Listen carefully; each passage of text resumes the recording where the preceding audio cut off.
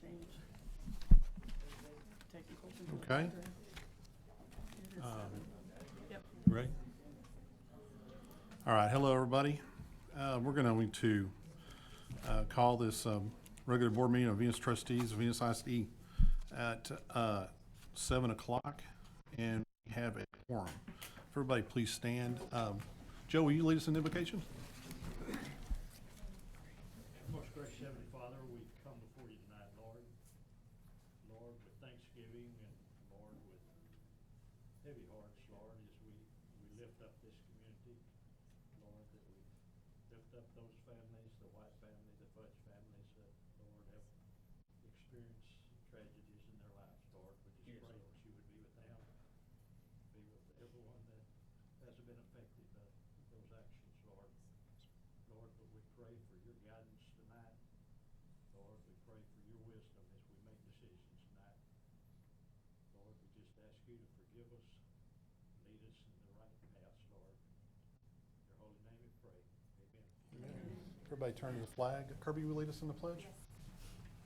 Pledge allegiance to the flag of the United States of America and to the republic for which it stands, one nation, under God, indivisible, with liberty and justice for all.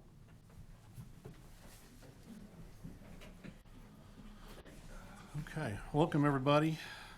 All right. Let's see here.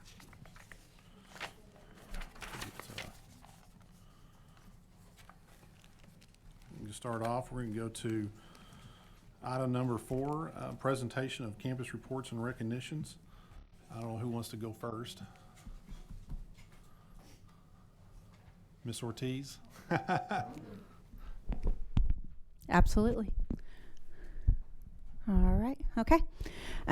So as of this report, a few weeks ago, we were at 433 students. We probably have lost a few and gained a few. We had a wonderful month of September. We celebrated Hispanic Heritage Month, and our teachers and students did a fantastic job. And the whole campus was decorated for this event, and it really just kind of it was great to honor our students in that way. And then Miss Della Rosa is one of our bilingual teachers, and her family made a donation that provided a great cultural event for our students. And they brought this dance group to campus, and they performed for each one of our grade levels, and then also attended bilingual night. For our of the month awards, Miss Anna Garcia was our teacher of the month. She's a pre-K bilingual teacher. She has done a fantastic job this year, really stepped it up. She's had some known health issues in the past couple of years, and she has had perfect attendance, and really kind of has stepped up in the bilingual team and just been a great role model. And for our staff member of the month, Miss Mirna Hernandez, she is fantastic. She is our receptionist. And as it says in the post up there, without her, we would not survive. And we are very grateful for her and everything that she does for us. And our student of the month is pre-K student Dorian Moreno. He's fantastic, just a great young man, and is beyond accelerated academically. And so we are super proud of him. And below, you also see that we've started the positive office referrals, and he was rewarded that just for stepping up his Lexia reading score. And then below, we added some pictures of just some great things going on. Mr. Gentry's class at recess. It's always good to see teachers out on the playground having a good time with our students. And then Miss Wendell's class, her pre-K class, we have implemented several new sensory items into our classrooms this year. And so they were using a sensory item as a learning tool. So it's great things are kind of happening on our campus. Okay, on to elementary. We are still right at 656 for enrollment. I put some upcoming dates that we have going on our campus, like the Max and Ruby author, who's coming to the primary first and then coming over to visit with second grade, and also giving some of our teachers some autographed books. Max and Ruby is a huge hit with our second graders. Our bilingual teachers had their first parent night on October 4th, and I included some pictures of the different stations that they went through. The parents went through different stations and learned different things about the students' days and different things to do at home. Also, the high school, I guess that I'm not sure the proper name for the class, but the teacher preparation class at the high school. E&T. Okay. They came over and set up a Hispanic Heritage Month bulletin board and included a recipe for our students. And we're super excited about that. And we included a picture of the class when they came over. And then we did have the varsity cheerleaders over, and the kids were super excited to see the Bulldogs and the cheerleaders there. And we took some pictures and included those. Our PTO has also been providing breakfast once a month for our staff, and this was last month's breakfast, and they did a waffle bar for our teachers, and our teachers have been loving that, and they love providing a special treat for our teachers. Our paraprofessional of the month was Chelsea McCreary. Chelsea McCreary was with us last year and left for a little bit to become a registered behavior technician, and then decided she loved the elementary so much she came back. So she is back with us, and she has also stepped up and helped in our life skills class and has done just a phenomenal job. And she plans to retire as a Venus Elementary Bulldog. So we have her long term. Mrs. Messmer was our teacher of the month. She is a phenomenal math teacher, and we love her competitive spirit. She keeps her 4th grade team pretty riled up in the math department there, and loves to really praise kids for the great things that they do and all the progress that they make, and has really become a leader on our campus. Our student of the month was Gerardo Sotillo, and he is a 5th grader at Venus Elementary. He's been with us since 2nd grade. He has done amazing things at our campus and has come so far. He knew no English when he came to us in 2nd grade and has come such a far way. And one of his most favorite things to do is to help in the cafeteria. And so we let him work in the cafeteria a little bit every day, helping get kids seated and getting all the trash picked up. And he loves to help Cecilia and Maria in the cafeteria. So he was grinning from ear to ear when Mr. Hopper came in. And that is the elementary. All right. At the middle school, we have had lots of things going on. We've been having pep rallies, which is fun and exciting. And we had a float in the homecoming parade, which the teachers always do and have a good time. We've just completed student council elections, so the officers are in place for student council. They are working with child nutrition and conducting monthly taste tests to choose different menu options for the cafeteria. Kids have started signing up for TSA, both middle school and high school kids. And so high school kids have already picked their events, and we have, with Miss Reeve, Mr. Hargrove, and Coach Christensen, we have 126 high school kids coming every afternoon working on TSA projects. And then next week, the middle school kids will pick their projects. And so we anticipate, we usually have over 100 of those kids. So that program continues to grow. We administered our interim assessments with reading, or with ELA and math this last week. And on the 4th of October, we hosted our ESL Avid Excel night, because that's a new program for us. We added in. And so similar to what Ms. Box was saying, the parents kind of went through what a lesson looks like with their kids. And then we played bingo and did some fun things. Miss Adams and Miss Hargrove have been visiting in the Bulldog Plus classes and really doing some presentation on those social emotional learning lessons, and using that past data that we have done in the past to pull some small group kids and work with them on some social emotional things. And 8th graders have started working on their TSIA practice, so getting ready to take that test at the end of 8th grade. Our teacher of the month was Mr. Benjamin Vollmer.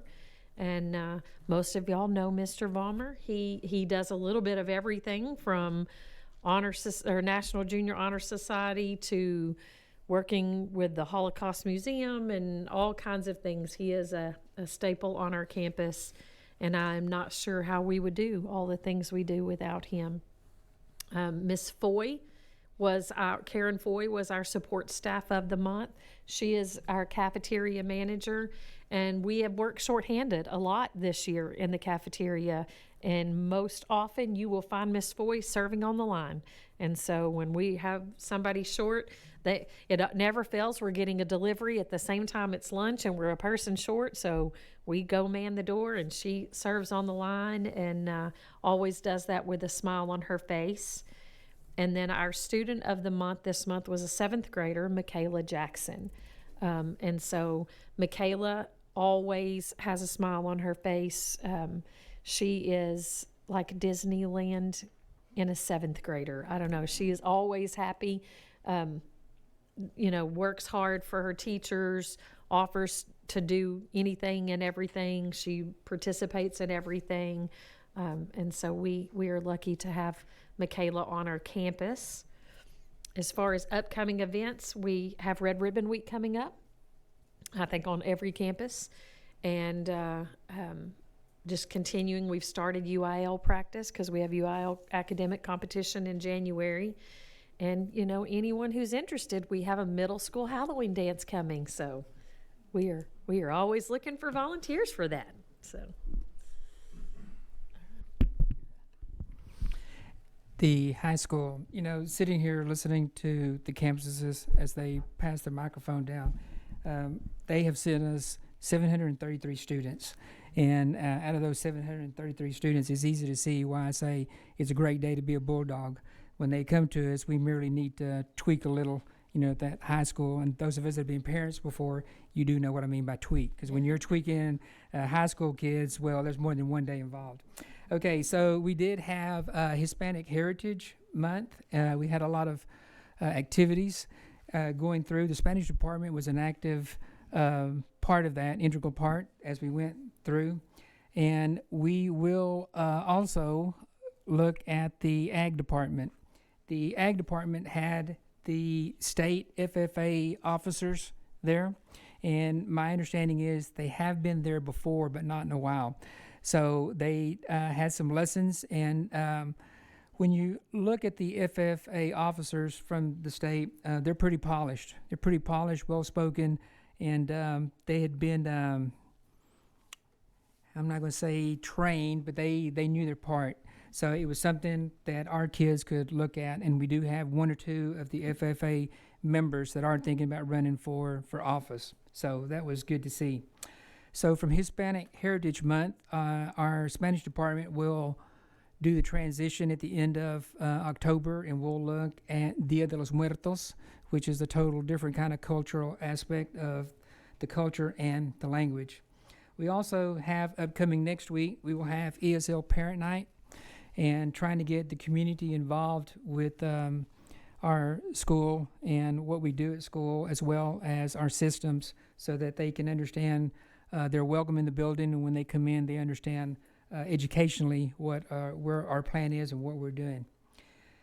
Friday, we have Pink Out. So if you have not picked out your pink shirt, you're running out of time. We have pink shirts, and we're ready to go. Okay. I can't see, who is that? Oh, good. Our teacher of the month is Mr. Linson in the Ag Welding Department. You can't say enough about him. He's there 7 o'clock in the morning, and he will stay there at football games, and you'll see him do anything from flip burgers to working in the concession stand, load ice for you. Tomorrow he will be at the state fair with, I think, 2 kids in a project. So we're ready to see the outcome of that. But he always makes it a life-learned lesson as far as the project and what they're putting into it. Also, he also helps out with the staff. If there's anyone who needs something, or if we're short a teacher, he's real quick to help out and fill in that role. So it's been great to see him grow over the last 2 years.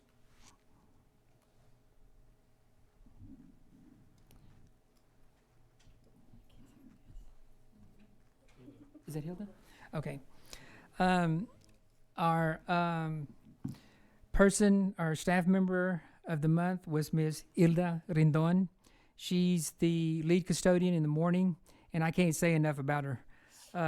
She works, and she's very proud of what she does, and she's proud of what she does, and it shows enough that the kids respect her, and they do what they can to help her out, and they're at ease to be able to come up and talk to her. So she will do anything at any time, and the good thing about it is she shows a lot of initiative. There's not much you have to say to her, so it was well deserved. Couldn't pull off 7 to 2 without her. So our student of the month is Clint, and I don't know what I could say. Loss of words, or not enough words. He's a leader in the band. He's a leader on our dance team. He's a leader with the whole student body. He's very well known and liked with our staff. He has a good head on his shoulders. I think the only thing I could say about him is we can only observe or wait to see what he does with his future, because he's going to mold something out of it. So we're ready to see what happens.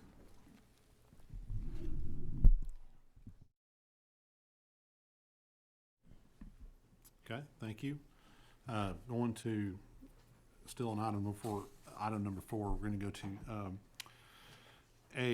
on item number 4, presentation and recognition of AP scholars. Mr. Camacho?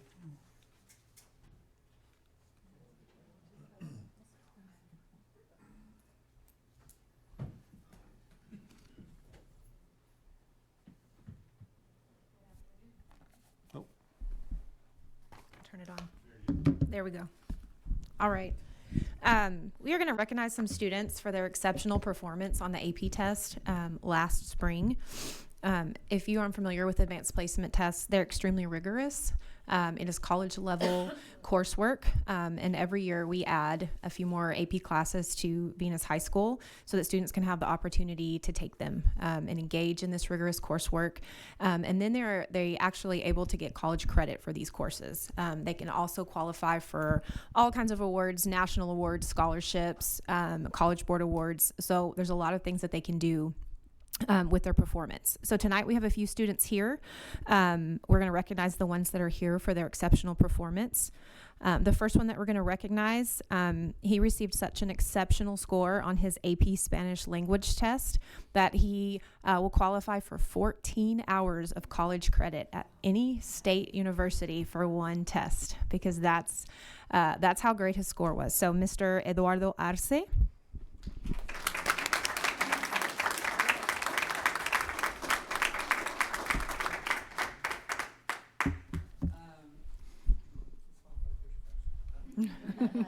One, two, three. Thank you.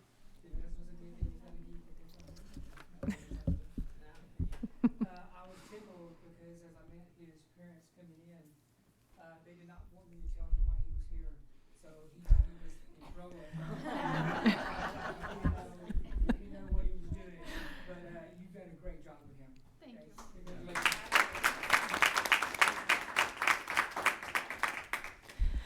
Our second AP scholar for tonight, she received a exceptional score on the AP Computer Science Principles.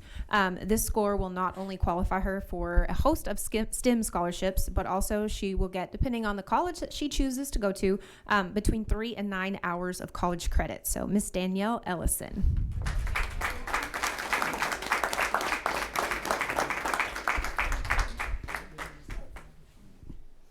One, two, three. Danielle, I'm going to be honest with you. You're going to have to tutor me. But when it goes to computer science, I'm lost. Okay? So I'm assuming that you started this down at the middle school and took some classes? It was just a class I was placed in last year. Well, that's great. Congratulations. Better.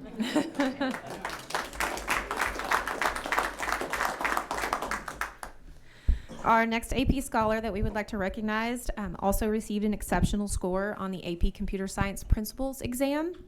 So as well, he will qualify for many, many STEM scholarships. This also puts him in the running for the National Hispanic Recognition Scholar Program, and depending on where he goes to college, between 3 and 9 hours of college credit for this one exam, and that is Mateo Perez.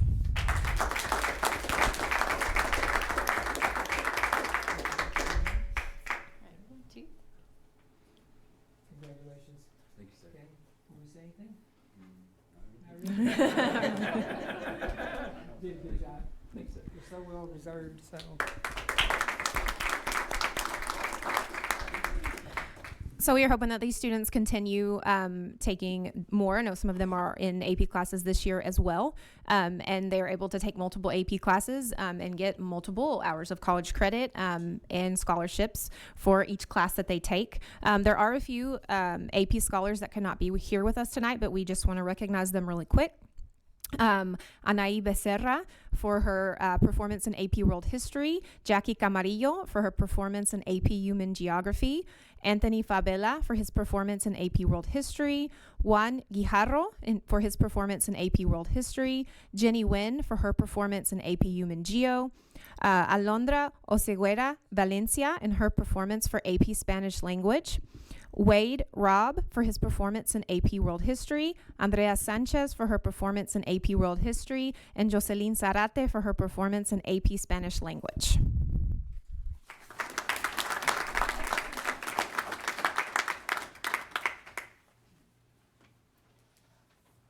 Okay, thank you. If anybody wants to leave at this time, feel free to. Thank you. Thank you. Congratulations. Yeah.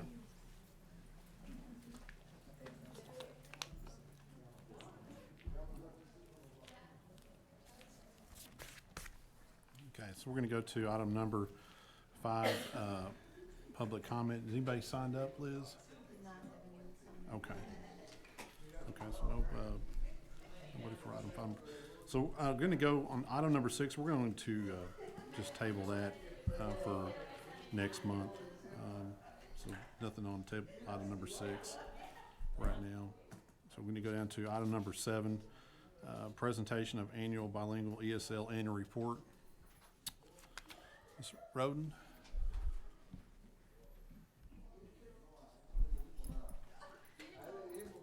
Good evening, Mr. Sutton, board members, Mr. Hopper.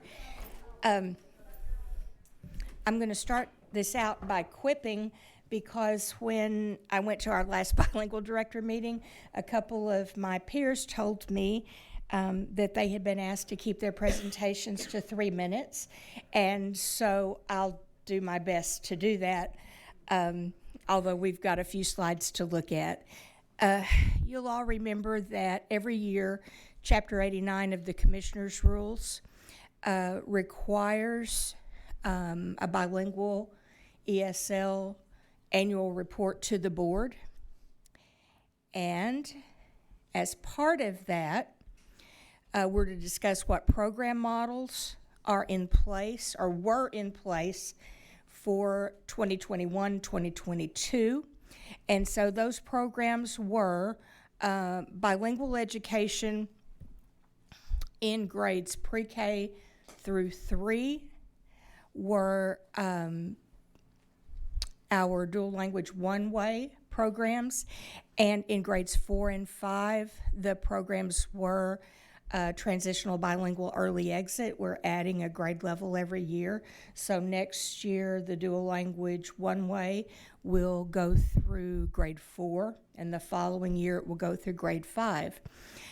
English as a second language on the primary and the elementary campuses is a content-based program where the classroom teachers of all 4 contents have ESL certification.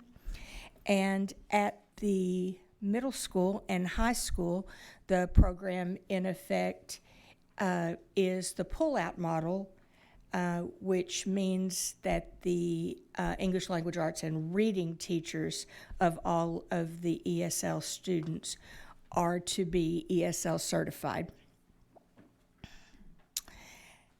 So, another thing I need to report on is our bilingual exception ESL waiver information from last year and the projected information for this year. This report is due November 1. And there's a possibility that a couple more teachers will finish their testing and certification in the next couple of weeks. I'm going to get a little closer because the print is small. But last year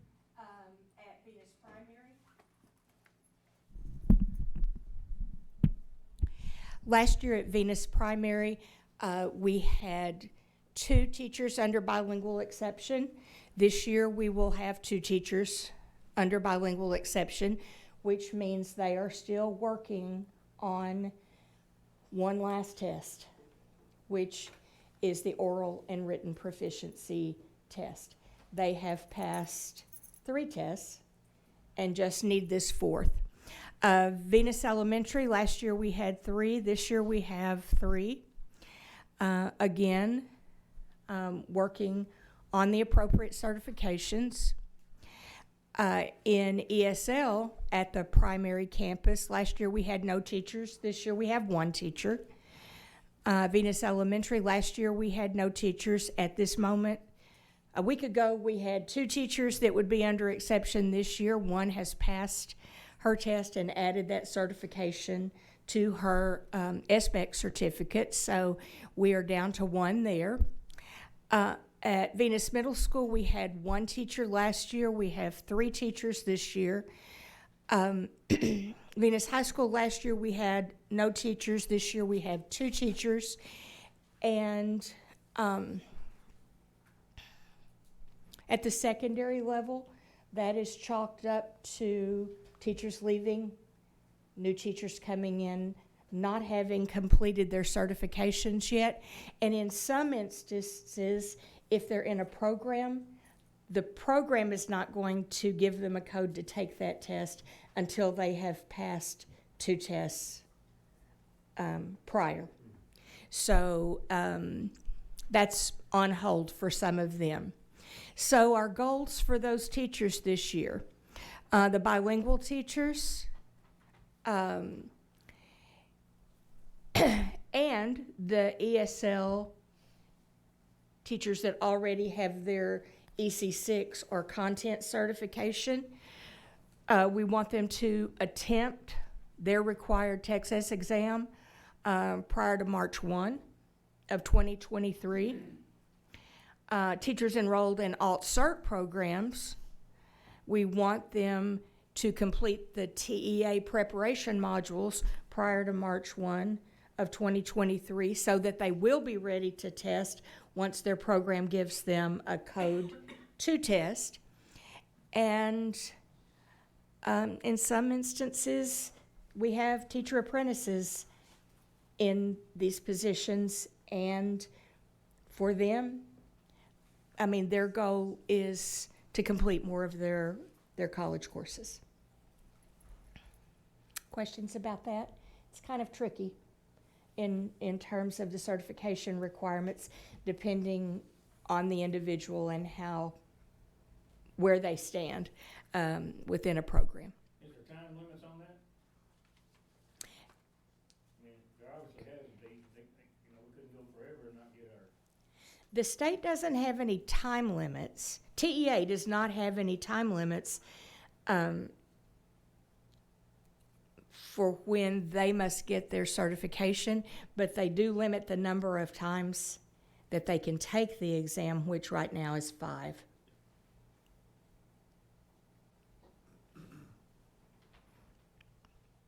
So because of that exception and waiver, we have to spend 10% of our state bilingual allotment on professional development. 1, to help these teachers get to the point they can pass their tests, and 2, to give them strategies to use in the classroom, because part of the exception and waiver agreement is that you do your best to help them provide as close to the instruction that a 100% certified teacher would be providing.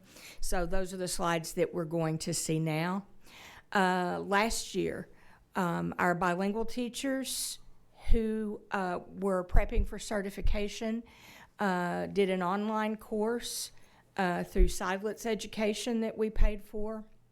They did another online course that is that BTLPT review with a private presenter who has previously worked for TEA, Dr. Edith Trevino. And then they also had about 60 hours of modules online that TEA provides for them to do. The ESL certification prep, the one teacher that was prepping last year did the National Best Practices Conference. She also did the TEA modules, and she passed her test and added that to her certificate. We are also providing, in terms of assisting them to provide the best instruction that they can for their students until they're certified. We did 2 days of the Gomez and Gomez dual language training this summer in July. We did another day in August. We'll be doing another day December 2 on our PD day. And then we have added to our ESL support class at middle school the Excel component of AVID. And AVID Excel is specifically for ESL students, and it adds an additional component to the regular AVID curriculum that focuses on listening, speaking, reading, and writing, which are the four areas in which they're assessed when they take their TELPAS assessment in the spring. And in addition to that, we have adopted a strategy that's specifically to help students score higher on their TELPAS listening and speaking domains. And all of our core teachers spent at least 2 months of their PLC time with me last year, learning more about those strategies. And then this year we did have done more training during PLCs, and our non-core teachers had training with me on October 7. And so they're just strategies and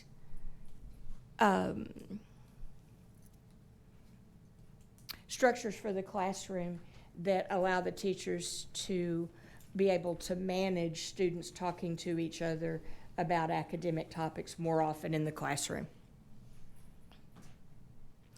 And so you have seen both TELPAS results and STAR results over the last few months from Dr. Morgan and Ms. Camacho.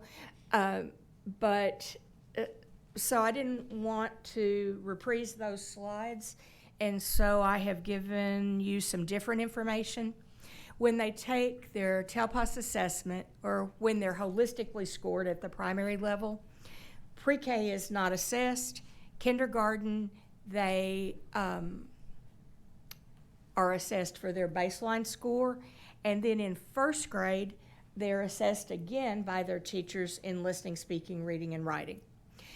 And last year, in first grade, 54% of the students that were emergent bilinguals on the campus last year advanced one or more levels on their composite score, which is, I think, really great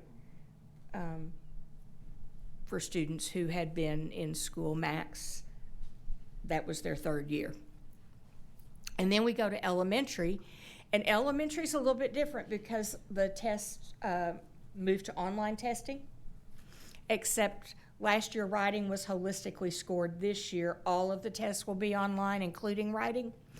In second grade, 52% advanced one or more levels on their composite score. Third grade, 49%. Fourth grade, 20%. And fifth grade, 50%. So those are pretty good numbers too, to advance an entire composite score from the year in 1 year's time. Middle school, and I want to preface looking at the middle school and high school scores. Don't be too alarmed by the fact that those percentages are lower than the primary and the elementary, because the students who are testing in Venus Middle School and Venus High School, many of them already have reached the advanced level. And so all their goal might be is they've already scored advanced high on listening, reading, and writing.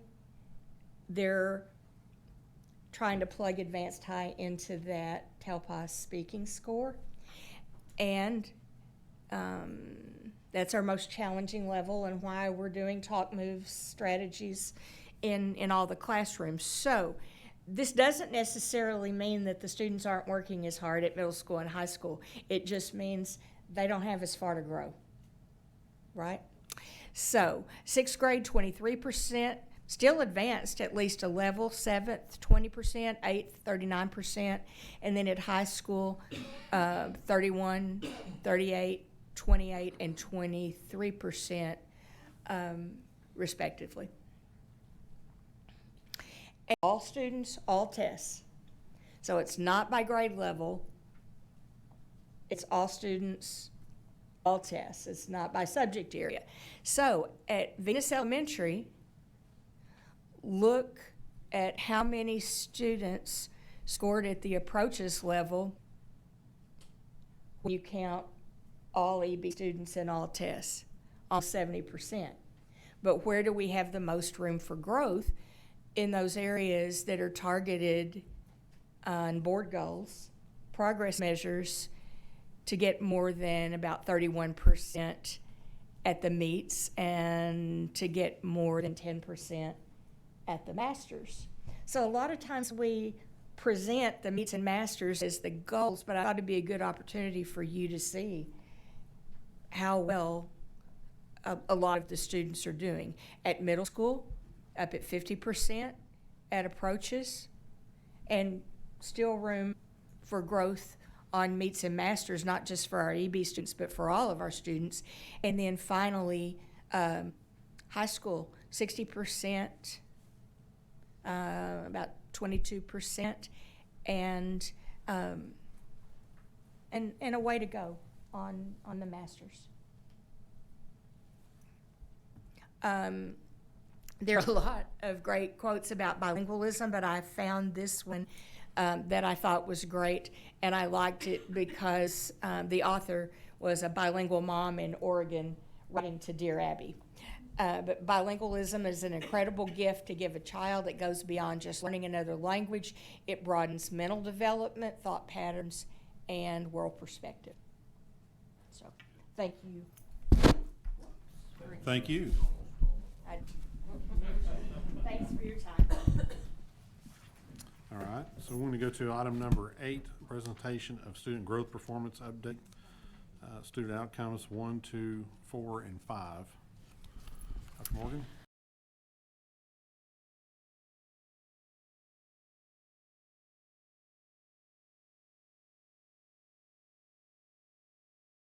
Hello.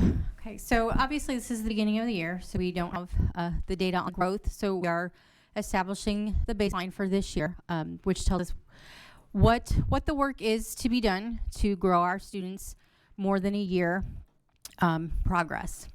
So just to start off, just a quick look at the end of last year, so you can see where third grade was at the end of last year.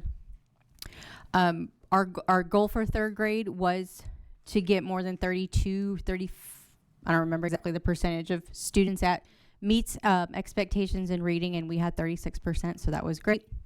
And it is closely correlated to our end of year MAP data. So I just wanted to show you that, just that quick reminder of how the MAP data is pretty closely correlated to STAR performance, because as of right now, that's all we have to look at is MAP data. So if you scroll down just a little bit, you can see that at the beginning of the year, we had 45% of third grade students on track to approach the passing standard, and that is based on where their percentile rankings fell in the MAP growth reading test.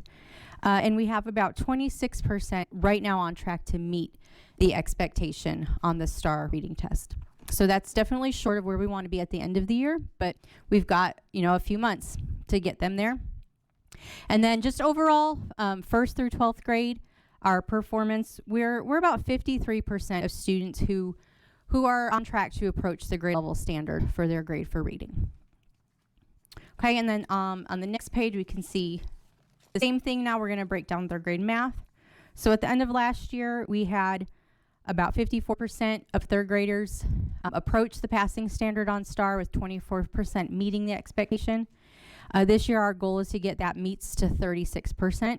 Right now, we are at about, if you scroll down just a little bit to the second graph, right now we are about 28% expected to meet that expectation. So again, short of the goal, but we do have plenty of time to grow them to where they need to be. And then overall, 1st through 12th grade, we have about 53% again of students on track to approach the grade level standard in math. And we talked a lot last year about how those gaps in math are bigger at the higher grade levels. So we definitely still have some room to catch up on in 7th, 8th, 9th, and 10th grade. Okay. And then we did add 2 outcome goals this year. We wanted to address reading and math in 6th grade and 9th grade, because what we noticed last year was those dips in those years. So we just want to pay attention to those grades. And so our goal this year for both of these grades in reading and math is a little bit different. We're not looking just at their exact percentage, because we do know that there's going to be some changes with the new STAR test, and that is going to affect how students perform just across the state. And so we're looking at the comparison between our students and those of the state as a whole. And so for reading, again, we're using our comparing just a quick look at last year's STAR performance to where we are right now with our math growth. So last year at the end of the year, about 56% of our 6th grade students approached the passing standard, and about 69% of the state. So that's a big gap that we definitely want to work at closing this year. 9th grade, the gap was not as big. We had 56% of our 9th graders approach the passing standard. 63% of the state's 9th graders did. So we scroll down just a little bit. We're looking at, again, percentile rankings, but also where our class average RIT score is compared to the national norm. So the national norm goes a little bit beyond Texas, but we don't have access to just the Texas RIT score for each grade level. So if you look at the rainbow color bar graph on the left, you can see in 6th grade we have about 58% on track to approach the passing standard for reading, and about 35% to meet that. In the 9th grade, 57% and 31%. Our 6th grade students are actually less than 2 points behind the national average right now, and so that's pretty good. We want them to be right at that average or higher. So they're in good shape. And our 9th graders are just a few points shy right now of the national average for 9th grade reading. So that, and then again, sorry, one more, we've got math. So last year, at the end of the year, our 6th graders, 60% were at approaching, whereas the state has 72%. 9th graders, we had 67% of our 9th grade students approach the standard in algebra. The state had 74%. So again, we just want to focus on closing those gaps. And then we can see where we are at the beginning of this year. If you scroll down to that graph, we have about 62% of our 6th graders on track to approach the standard in math, with 30% on track to meet, and 51% of our 9th graders on track to approach the passing standard in algebra. So we know that 9th grade group struggled last year as 8th graders, so we know that where their needs are, and that there's some work to be done there. And then just quick look on the right, I'm sorry, yep, the blue and gold. So again, the 6th grade class is in pretty good shape. They're just 1 point behind the national average in math. And so we should see that gap closed this year. And then 9th grade is just about 6 points short of the national average in algebra. So again, the COVID hit those grades, especially those upper grades, pretty hard, especially in math.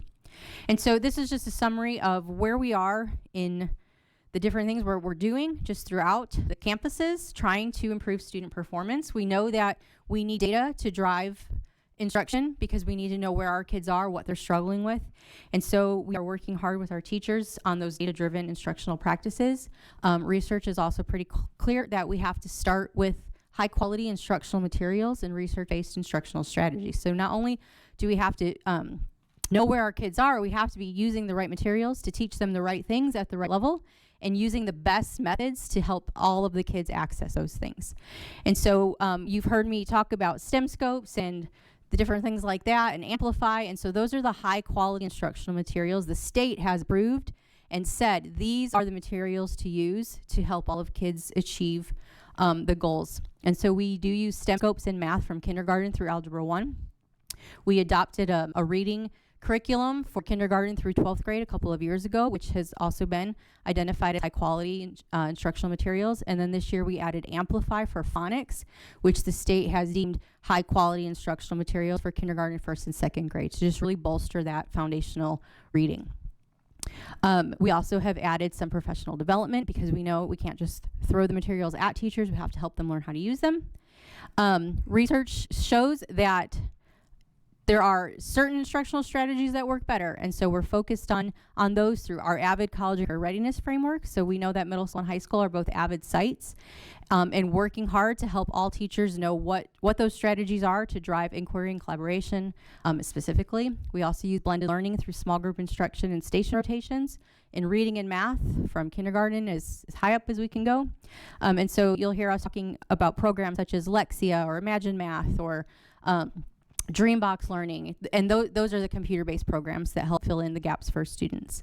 And then finally, research shows the number one way to move student performance is the teacher. And so we're really focusing on teacher growth this year through instructional coaching, because we want teachers to get better faster. And so we've gone through training, we'll go through more training this year on helping our teachers do that. Any questions for me? Do not. Thank you.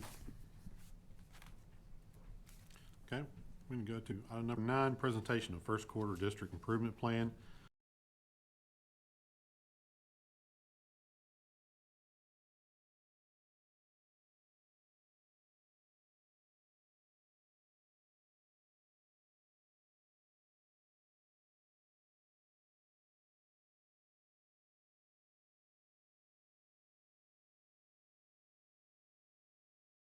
And campus improvement plans.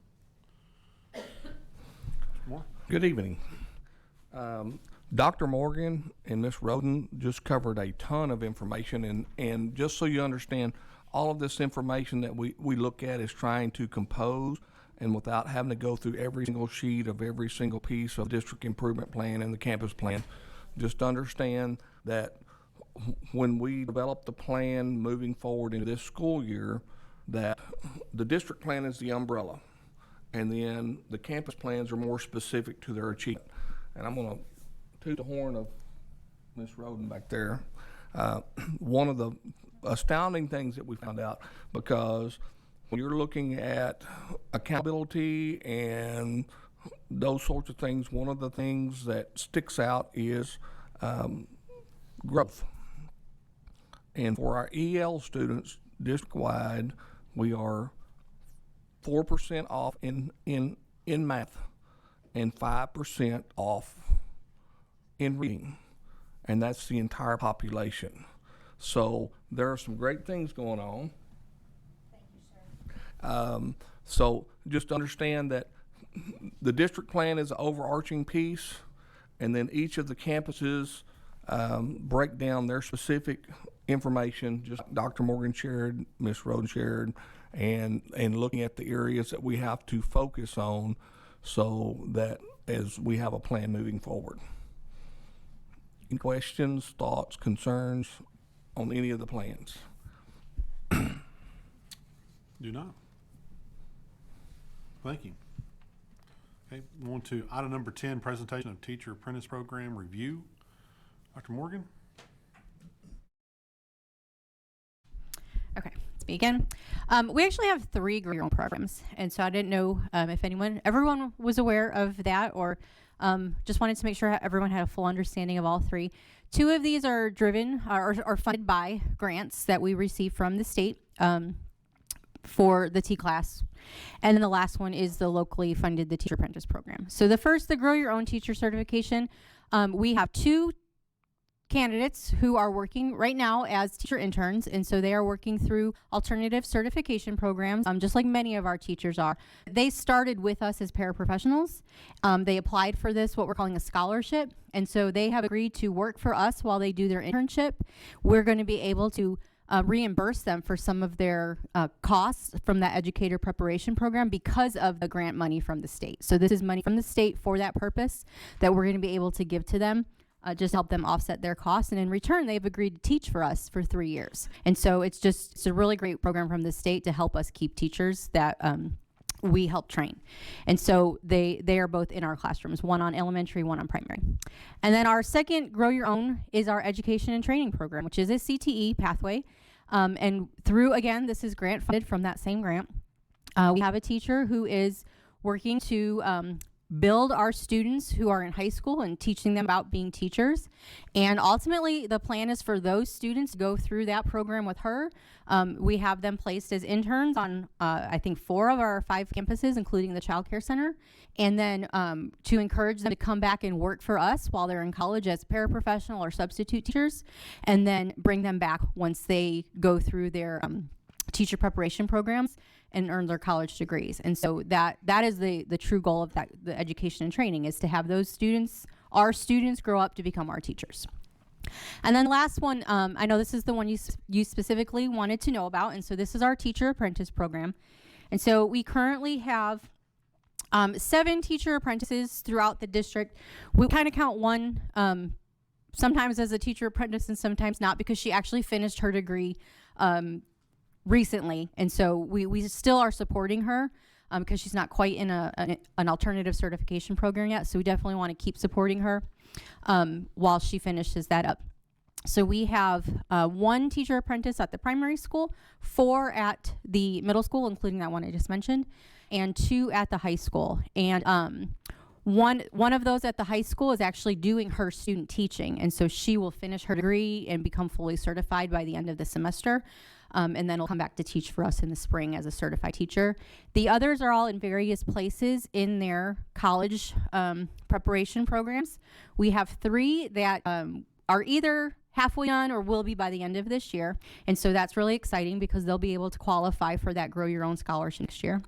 And then we have 2 who were just starting. One is enrolled, and the other, there were some hang-ups with communication between transcripts and things like that, but she will be enrolled starting in November. And so she is working to be enrolled, and she'll be in a teacher education program once she starts.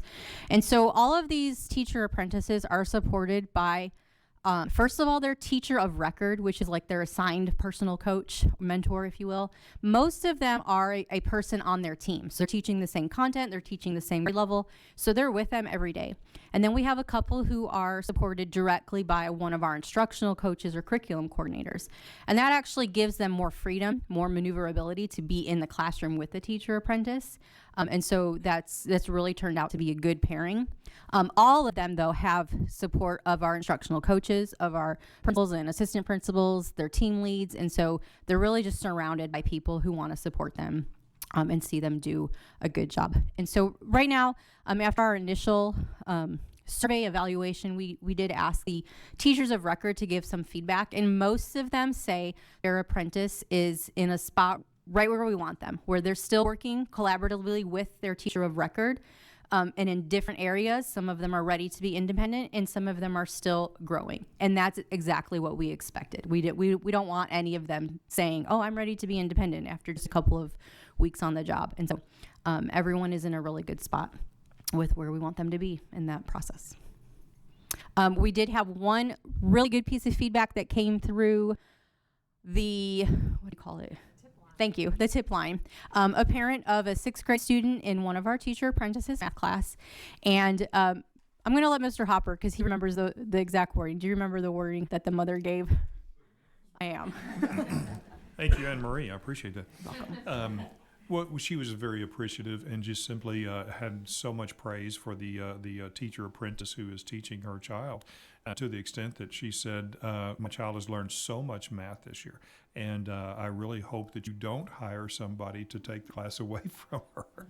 So we really appreciate the good work that these people are doing. One of the things that we've said from the beginning that we discovered right off is that the people in those teacher apprentice programs, number one, they're very, very appreciative of the position that they now have, and they truly do have a passion for what they're doing. And that's the same thing we would want to say of every teacher that we have in the district. So I think it's worked out well for them, and of course for our students and for us. It is. It is. Does anyone have any questions about any of those programs? No, I'm just glad they're working well. They I are. do have a question. How Yes, ma'am. often will we be receiving updates on this program? Because I would like to see the updates on the one that has just recently and one that's expected to begin classes in November. Because I know we should have already had that in works. Like this one should have already been in classes. And so, how often will we be getting updates on this program? We can give you those as often as you want. We can do an update every month if you want. I would appreciate Mhm, monthly, yeah, absolutely. just so we can make sure that we're staying on top of where we're supposed to be with these teachers in our classrooms. Yes, ma'am. I think Yes, we are definitely staying on top of the teachers in the program. Yeah, I think that we had put out there when we first adopted this that they would turn in when they enrolled and showing us that they actually are enrolled in their grades. Yes, and so they have all given that proof of enrollment, and the one that wasn't able to get in right away, the college that was supposed to be accepting her was not, like, they were not on it, and it eventually took me emailing their director of admissions to say, hey, what's going on? This person has been trying to get in touch with you and needs help, and then through that conversation, I had suggested, hey, you could also try another college. It doesn't have to be this one. And so she talked to that college, was Grand Canyon University, which is turning out to be a really great partner for us. And she felt like they would be better for her. And so they have sort of I don't know what you call it, open enrollment, where they have like rolling start dates.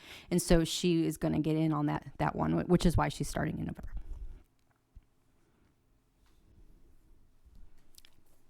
Thank you. Okay, we're going to go to item number 11, presentation of salary review for non-exempt employees.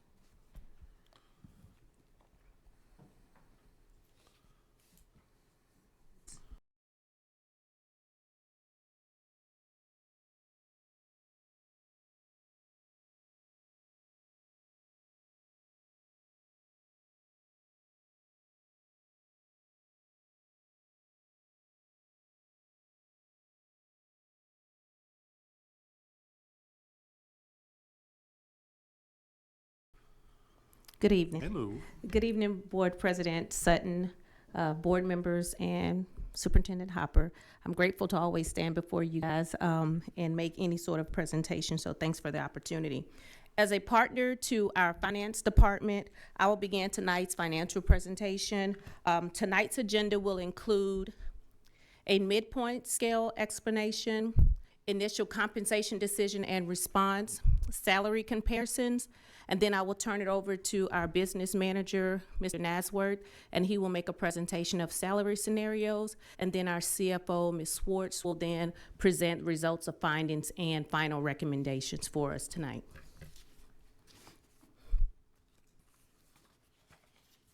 So just a brief explanation of pay scale and midpoint. A pay scale is comprised of the minimum and maximum salary that an employer pays for a specific position. The salary midpoint is based on the comparable market rate for hiring an experienced individual in a specific position. For example, the salary rate for an experienced person will be closer to the midpoint as opposed to starting off at the minimum. So if we go to the next slide, Ms. Grew. This is just an image. So let's take, for instance, the job of an instructional aide. Currently on our current pay scale, the minimum hourly salary or hourly rate is $12.50. The maximum hourly rate is $19.50. And so our midpoint for an experienced person entering into that position would be around $16. So just a brief history based on previous years' compensation and market research conducted, Venus ISD lagged the market in compensation for the majority of positions. That's our administrative positions, teachers, instructional aides, cafeteria workers, you name it. We lagged the market. And so as a response to that, Ms. Grew, if you can continue to go up, as a response to that, this year there was an increased focus on recruitment. How can we encourage individuals to join our team, and then also a focus on retention. How can we continue to value those that are here serving in our schools and in our community? The strategy was realized by implementing compensation recommendations based on comparisons between like-sized districts. We even looked at comparisons within our region, our state, and then we had to also take a close look at Venus ISD financial position as well. So where are we now? The pay scale changes that were implemented for this year resulted in Venus ISD being scenarios, just so that you can kind of see how it's broken down, because we wanted to give a little bit better explanation of how the midpoint raise worked, because we talked about that a little bit in June, but I don't feel like we explained that well enough. And so hopefully this will help with that explanation. So this person is a 0-year instructional aide. They're coming to us with no school experience. So looking at our new scale, our new minimum is $100 a day. Our maximum is $156, which made the midpoint $128. So that's their daily rate. This person, if they work 187 days, our paraprofessionals do, would make $18,700. So that's $100 a day. They don't get any longevity pay, and they did not receive a 2% raise because they're brand new to the district. So they're only receiving the new minimum, that $100 per day. If you'll scroll to the next one. This is a first-year instructional aide, so that means they have 1 year of experience. They worked with us last year, and now they've come back to us. So last year, their old minimum was $88, and their maximum was $148, which gave that $118 midpoint. For them, they were not on the new scale because we raised that scale to $100. They were only at 88. We raised it to $100, so we have to get them to the new scale. So last year they would have made $16,456. We raised the scale, which bumped them to $18,700 because that's the new scale, and we want to get everybody on the scale. So the difference between those two salaries was $2,244. And then to calculate the midpoint raise. Hold on, I have a question. Okay. So even on these two slides right here, scenario 1, scenario 2, you said the brand new ones that have no experience are coming in at $100 a day, which makes it $18,700. Right. Well, then you're saying the first year instructional aid, which is they have a year experience, they're also being paid $18,700, so they're not getting paid anymore to have a year experience. Is that what you're saying? That is correct, because they're receiving the 2% on the midpoint raise. So anyone with experience that returned to us is receiving the 2% on the midpoint. In 15 years? We'll look at 15 in just a minute. It's coming up. Okay, hold on. So back in June, I specifically asked this question, the midpoint, you said the midpoint was 15 years. That's where we're basing the midpoint off of. Not any year before 15, but year 15 and after was the midpoint. So you're talking about person 0 through 14 is not gonna get the 2%. They're only gonna get the 2% or the 2% at 15 years. Everyone receives the 2% on the midpoint unless they're brand new. If they came to us with no experience, they receive a 2% on the midpoint. Will you scroll up to the next slide? Come back to this one in a second. This explains it a little bit better. So here you have your minimum, your midpoint, and your maximum. The minimum currently, after we raised it $1.50, it is it's now $12.50 an hour. Last year it was $11, so that's where we applied the $1.50 to the scale. That made the daily rate $100. The maximum, we also raised $1.50. It was $18 an hour, and it is now $19.50. That creates a new midpoint. So the new midpoint is $128. It was lower than that last year.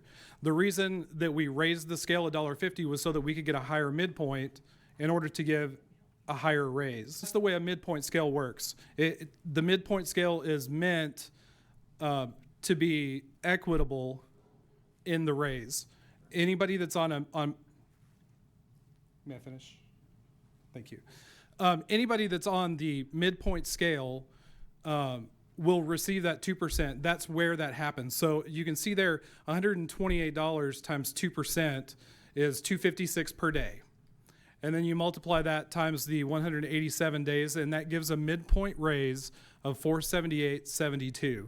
So as you look through these scenarios and you see them, you'll see that the midpoint raise for an instructional aide is always $478.72. The midpoint raise does not change.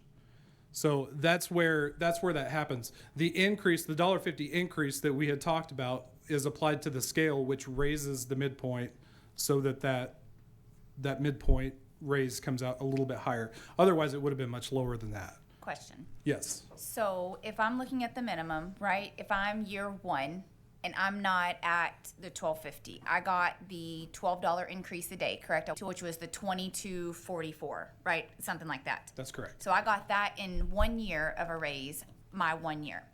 If I'm only getting a 2% on the midpoint, I'm only getting $478.72 a year.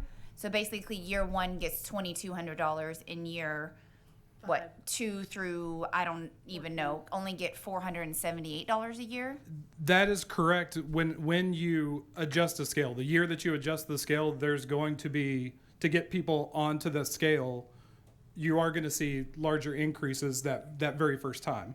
Now, moving forward, depending on what you decide to do on the midpoint, if we continue to do a 2% on the midpoint, then it remains that $478.72 increase per year. But if you decide to bump that up and go 3% or 4%, then that raise increases with that. So, but to get them onto the scale, you are correct that person that is below the scale at $88 gets a pretty significant increase to get them onto the scale. So that's where we have people coming in that is making more money than what our current employees are making. No. Yes. No, because when you look at the scale, if there is someone with no experience, they're just receiving the minimum, 18.7. I have a question. So the way that we're looking at this scale, do we not have it broken out like we do the teacher scale? You know, the teacher, we have 0 through 30, right? And we know every single year what that teacher is making. So for this is really confusing for me, because we're just saying, yeah, we're giving them a 2% on the midpoint, but you can't really justifiably say, no, year 7 is not making more than year 3, because we can't actually see it. So what the teacher, we could see when we started that midpoint where they kind of overlapped, and we have to find out where does that gap come. I don't see that on the para pay scale. And you're exactly right. And we've even talked about when we start working on reworking these scales, we would like to investigate and look at going to a step scale for all of these positions. That's something that we would like to look at. There are districts that do that. This midpoint scale, this is something that Venus has been doing for, gosh, I don't know how long. It's been that way since I've been here, and this number for me. And so that is something that we would like to look at, you know, kind of in partnership with HR, so that we can investigate other districts that are doing it. How do they get it set up? It's going to take a lot of work, and it's going to be difficult for us to get set up, I think, in the beginning, to know which step people would fall in onto that scale, and to make sure that the scale doesn't take away money from them when we implement that scale. I can see that would possibly happen. It's very possible. And I think that's why Venus has stuck with a midpoint scale up to this point, because when you do start to make those changes, you know, some people will get raises, and so it's likely that some people could drop a little bit. And that's what we don't want to happen. And I have more, I'll let you get through this slide, because I have more to say kind of about where we're at there, because I think that's where we have absolutely dropped the ball, is we really dug in for a teacher raise and we were able to see it. But I know that's where we came in, and we asked very specifically several times, so they get the $1.50 plus the 2%, anticipating that that's where this could happen. Sure. Because I'm looking at it now, and it's exactly what we said. one person got $2,200 as brand new, and I think Jay addressed this several times, and we're giving our 15 years $478, and that is absolutely what we tried to avoid, but yet here we are. Right, right, and that's one of the reasons that we wanted to address the longevity pay as well. I thought I was like, am I burning? Well, and that's what she was saying with the step scale. That's what that step scale would do. So. This looks pretty horrible. Looks like to me, just going by years of service, things could look much easier to me. Yeah. But what you have to remember too is when people come in with different years of experience, it's a process for HR to determine what experience outside of school. Do you have any experience outside of school that we are going to apply? How are we going to apply that year, or what kind of experience are we going to give you credit for? So to look at that person, you would have to literally take all of these people and look at their files and see what we have given them credit for coming in initially, and then try to put them on a step. So that's going to take some work and some time. I don't disagree with you on that. I think that is if we can do that with teachers, I wouldn't dispute if you guys look at it and you're saying they're on this year, we just move them to a pay scale. I don't think we can continue this type of pay because we didn't do it with teachers. We very quickly identified that this is, and I know we have, I think, essentially talked about doing away with like us do, a scale like that, because this information to me, when you're saying they come in, we're trying to anticipate what years of service or what they have that equals to the experience here. So regardless of their experience, if they come in at year 0, or if I come in and maybe I have experience that equates to, a year 5, well, then I'm going to come in making less, and then a 478 raise. I'm going to come in sitting next to somebody who got 60 cents on their paycheck a month. And so again, I go back to, we can sit and hash this out because I know we have different scenarios, but this is not going to change. I think this scenario right here is not going to change. Yeah, as long as you're on a midpoint scale, the midpoint raise will always be the same, depending on the percentage that you give. Correct. And again, I go back to, and I've read through this entire slide, I go back to the question, because here we are trying to split hairs on the 2%. We knew the 2% was going to happen. 2%, great, we give them 2%. What we're missing here is that we all asked for the $1.50 plus a 2%. 2% is great. We all asked for the $1.50 plus a 2%. That was asked several different times. The $1.50 happened on the scale. But that's not what to we asked. everybody. That is not what we asked, and I made that argument the last meeting. No, it was clear that the $1.50 was to the scale. No, it was not clear. Because, Well, Jay 100%, I can sit here and say Jay 100% said, why are we going to give new people more money than our people that have been here the longest? Jay made that perfectly clear like 5 times. So that was not at all clear, at least to myself. And we addressed that with the longevity pay, and that's where the longevity pay comes in. Right, and that's why we increased the longevity pay, because that is part of the retention piece. The pay scale was part of the recruitment piece. We're going to increase the scale to increase recruitment. Increase longevity pay to increase retention. Respectfully, So, that yes, is that's not, I don't think, what we understood as a board. So like I said, let's go ahead and get through these slides, because I think we all have like multiple questions. I know you have different scenarios, and I have more Yeah, absolutely. to add. So let's go ahead and kind of circle back. And I know that you mentioned last month about the $1.50 and applying that to everyone, and we did work on that, and Megan's going to present on that here in just a few minutes about what that's going to look like kind of moving forward. But will you scroll to the next one? This one is a 15-year instructional aid, and you'll see the midpoint raise, $478.72, is the same because the midpoint does not change in this position.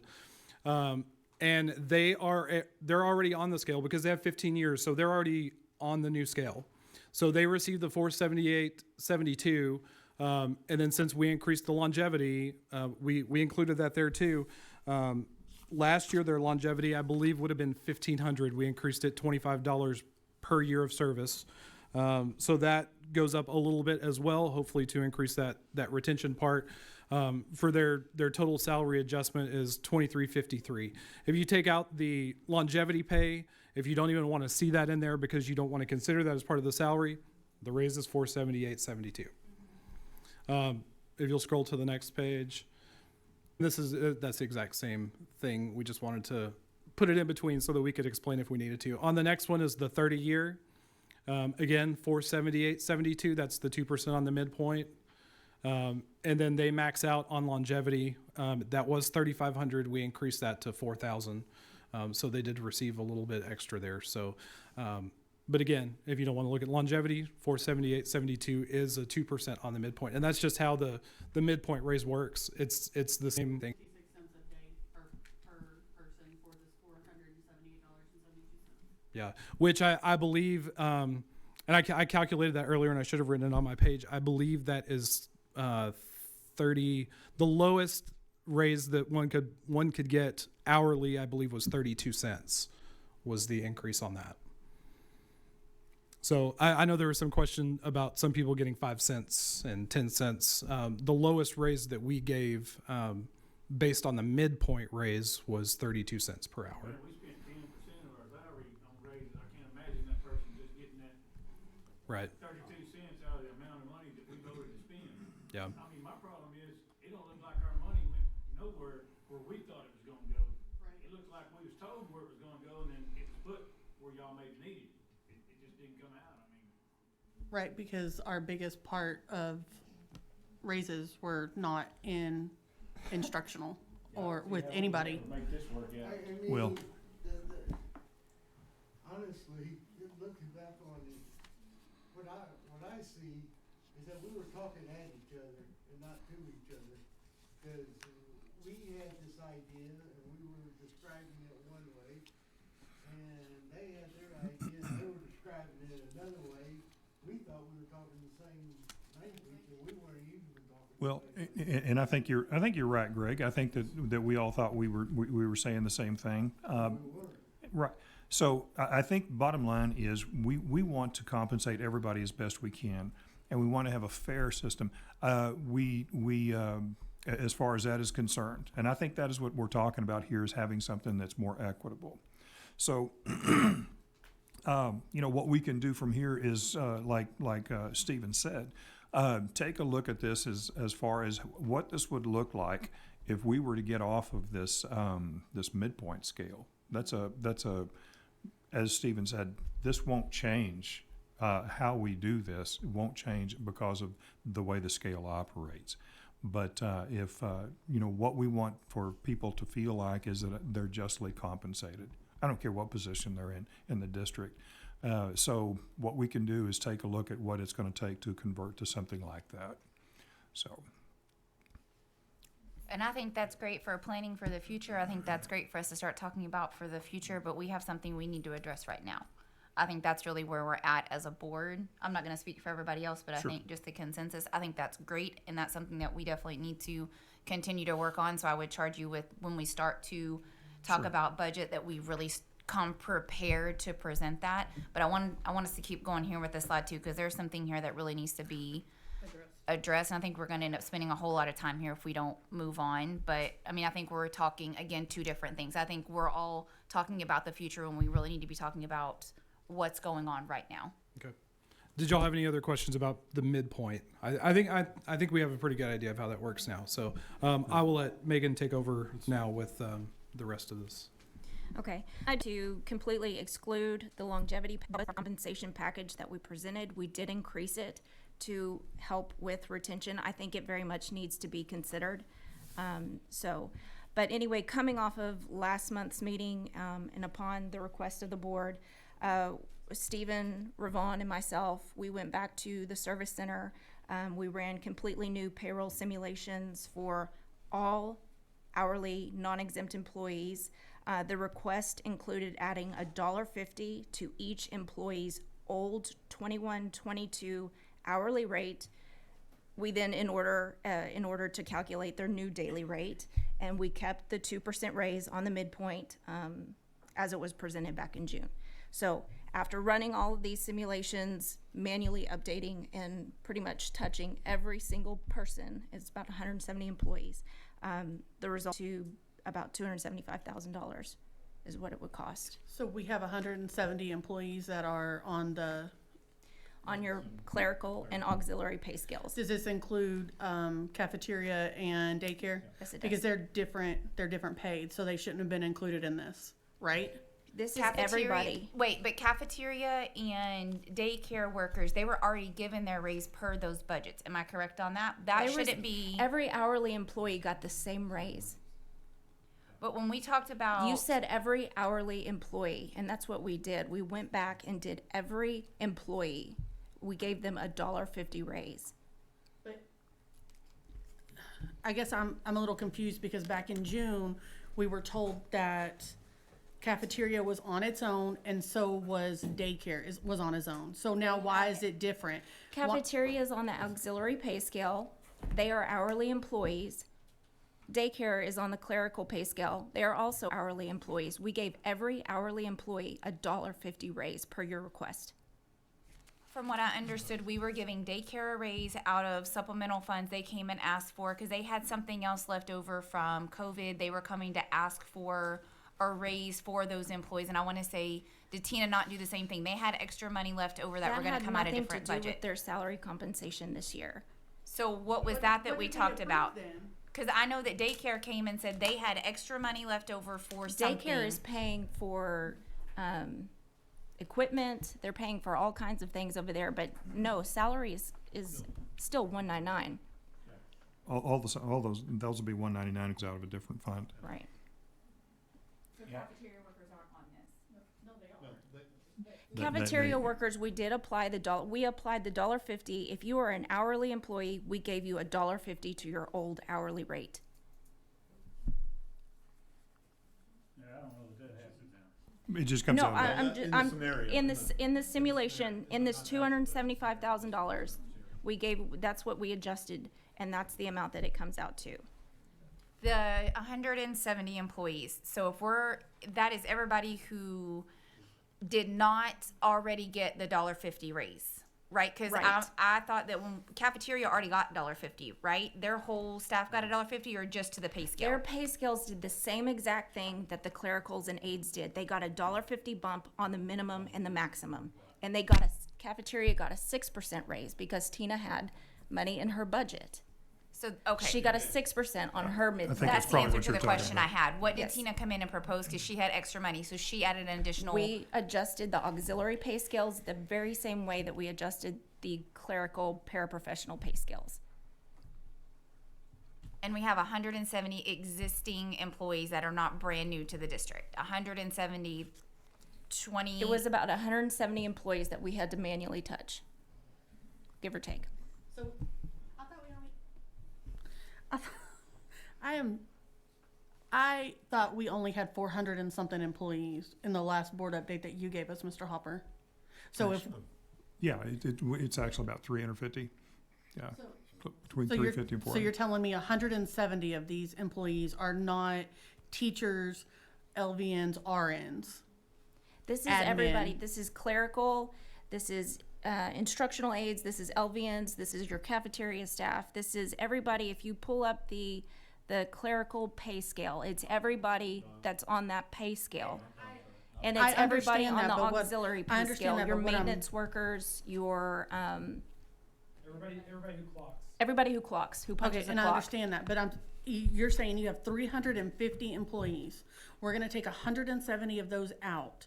And so the rest that is left here is our teachers and our admin And nurses. and the RN. District nurse. District nurse. Not LVNs. So LVNs on this.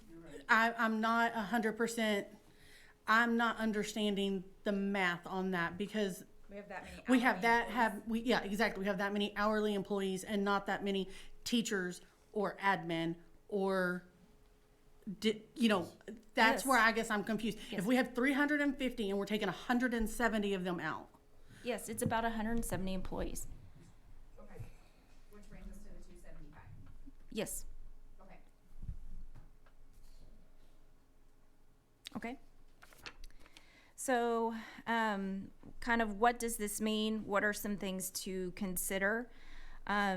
This $275,000, the initial expense will have to be drawn down out of the 2023 fund balance immediately, and then retroactive pay will need to be calculated.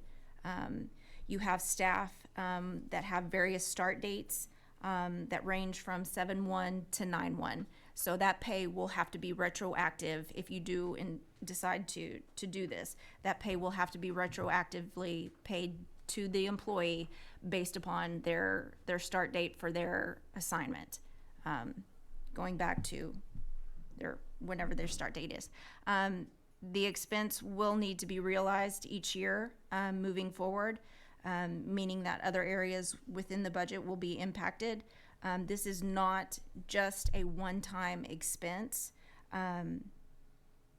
These salaries, if they are increased, they have to be realized in our annual budget going forward. So when we go back to the original budget process, we asked each of the campuses and the departments to cut their supply budget, to cut their contracted services, to cut their travel, to cut their miscellaneous stuff by at least 20%.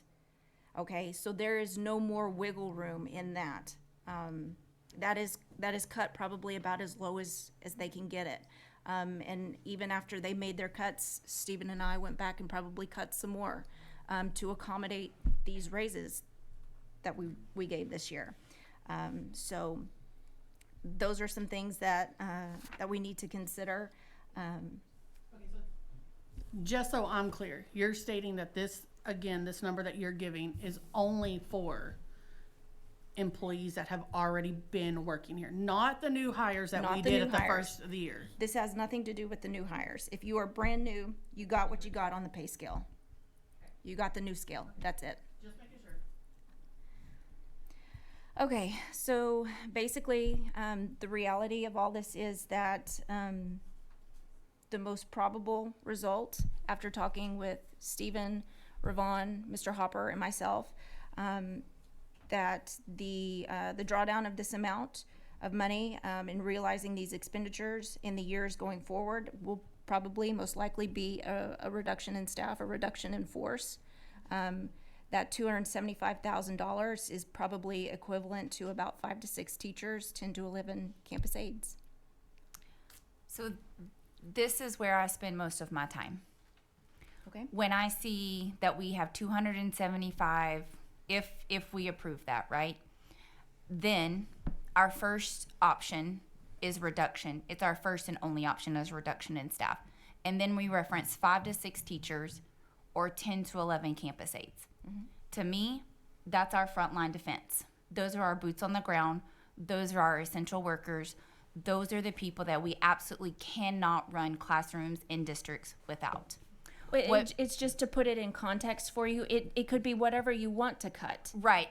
The way that this slide looks, though, if I'm anybody who's just referencing this slide and who's not attending this slide meeting, they just come back and they just happen to pull this off of board book or however this is taken, they're gonna see that we've voted approximately 5 to 6 teachers or 10 to 11 campus aides.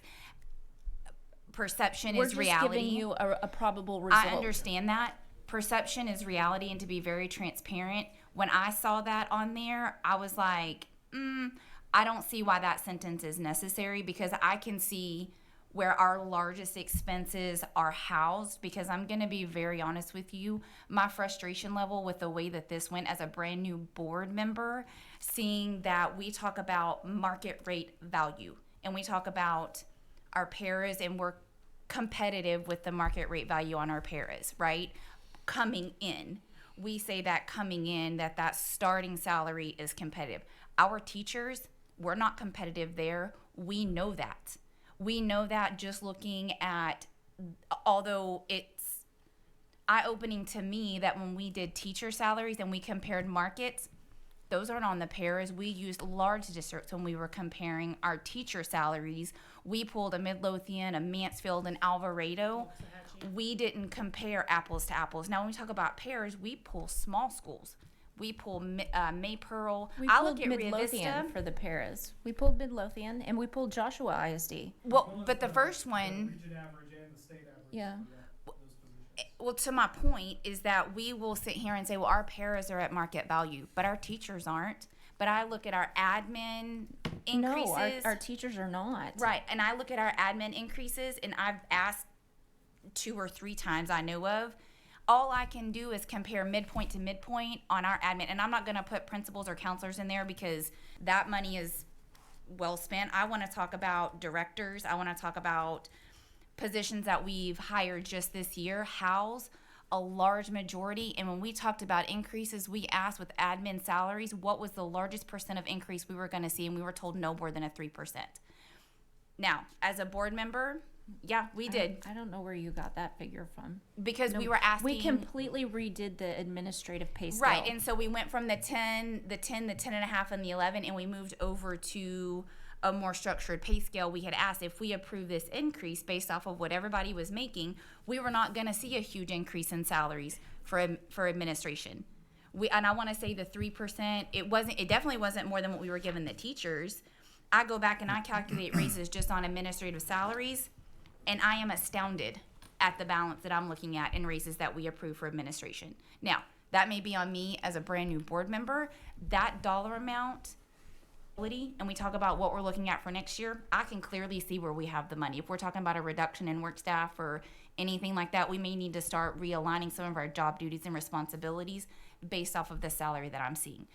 To me, this is just beyond frustrating that we come to this and we're saying if we approve this, well, then we're just going to have to lay off people. Well, and it just means, it may not be that. It may we may not be able to do another portable building. Well, I mean whatever that is, it's just that there's several things that we may have to look at. Correct. I just feel there. like if we're presenting this in a manner that this is our first result, is that if we approve this, well, guess what, guys? We may have to reduce staff. I just don't feel like that is the best way to again, translate information to someone, because I'm thinking that almost feels threatening. Well, it's that if we approve 275, that's the only direction. Correct. Yeah. Like that's our It's one not and our only only option. direction, Yeah, but it's it not. is a reality. Essentially, It's a certainly it's a a reality. probability. It's Absolutely, Jay. Probability, It's the but- only one that you put up there. It's the only Right. one that everybody's gonna look at when they look at the board That's book. what I'm saying. And that makes it look like if we approve this, or it's not even on here for a consideration. So even if we do anything with this, you're basically saying this is what you're gonna do. You're gonna cut 5 or 6 teachers or 10 to 11 campus aides. That's what it's saying. Well, It's not saying anything else. The last thing anybody wants to do is have any sort of a reduction in force. That is Right. the so. But I mean, it's also the same thing. Would we ask again in June or July, whatever day we did this, because we've had a million meetings about it. But when we've done it and we were told that the teachers were getting the biggest rate increase, and that's not what has happened. And so when we specifically asked, we were told one particular person was going to be moved because it was from a dual credit to an admin salary. That was it. That was the biggest one we were told of. But there are some of the midpoint and max points that are just, they increased $10,000-$12,000.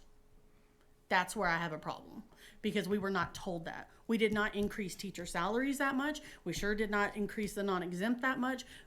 But this admin building did get that much. So that's where I have a frustration at, and that's where I have an issue with. Because again, we're coming back here and putting it out on board book. Hey, we're gonna cut, and I get it. I get it. You're saying we're not. administrative pay scale was not competitive at all either. But we gave you a large percent of an increase. That's what we did. That was where a large percent of the increases came from. And I believe that when we talked about that, we said, are we spending a majority of our money and the majority of our raises on our teachers? And we were told yes. Yes, Which, your teachers got a 0 to 4 pay scale increase, and then anything from which definitely wasn't a $25,000 increase. 5 to 30 years got the 5%. Yeah, which still nowhere on this do any of our teachers receive a $23,000, a $25,000, a $20,000 increase, where I can see just minimum to minimum. I'm comparing last year's minimum to this year's minimum on some of the district pay, and I'm seeing $20,000, $19,000. I mean, upwards to $17,000, $8,000, $12,000, $20,000. Your administrators do a lot of work as well.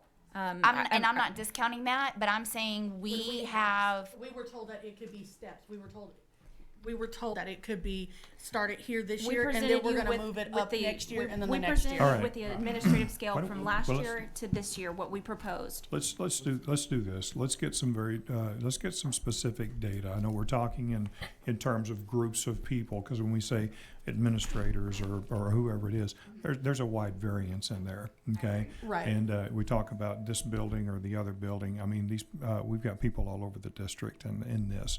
And again, what we want to do is, guys, we want to be transparent in all of this. We have got to be, a team of 8 in here, and we all have to understand what we're talking about in this. So, so we can get those figures, those exact figures, so that we know what we're talking about. Okay. I don't want there to be any confusion about these things. But our charge has been to number one, every time we've tried to hire an administrator in the 4 years, we always, and I don't mean every now and then, I don't mean most of the time, I mean every single time, it comes down to, sorry, I can't come because of the salary. And what happens is the quality you get in this district is directly related to the people that we get in here. So we have to. But that's true for administrator. That's true for our It's teachers true for as well. everyone. Correct. Exactly. But what I'm saying is, but what I don't want to do is I don't want to see it. I don't want this to be perceived as some kind of inequity, and I don't want it to be an inequity. So whatever type of percentage we get here, I'd love for that percentage to be there. But the thing is, I want for everybody to be justly compensated in their roles. So anyway. And I don't want this to keep going on and us to keep adding Sure. an agenda item over and over again, because I believe the last time we talked, we wanted something pretty substantial in order to make a decision. And I believe with this presentation, I don't even know if we're even there to even make a decision, if we're even on that. I do not want to continue to keep prolonging this, because if we do this, then we do have a retroactive pay that we have to look Sure. at. So if we're gonna then move it, I don't think it's fair to wait to another board meeting. That's just my opinion. I think this needs to be priority one, and if we need to add a special session or however we need to do that, but we need sustainable information to where we can make a decision. Well, I understand what you're saying. It will take some time. It will take some time. How much more time? We've already agreed another. We already gave an entire Yeah. month. For Well, this and to come through. that's why when I had sent the email earlier or last week, because we've talked, and I know that we have other employees that are not making what they're supposed to be making. They're not making that. That's why I asked for that rundown on each employee, that just for the non-exempt employees, to give me from when they started to what they are now, how many years experience, so we could have it there, because it's not. And that's why I asked for that to have for this meeting, because I wanted to see that. And I've also asked for the other ones too. But we've got to have time to not only look at that, we got to have time to preview that, to mull over that. We can't just look at that in one meeting, or maybe we can, but it's gonna take a while. Okay, so whatever it takes to get where we need to make things equitable, that's fine. That's fine. Whatever we need to do to make that happen. But we can. We can pull. How long is that going to take? I'm not sure. Is it can it be 2 weeks? I don't know.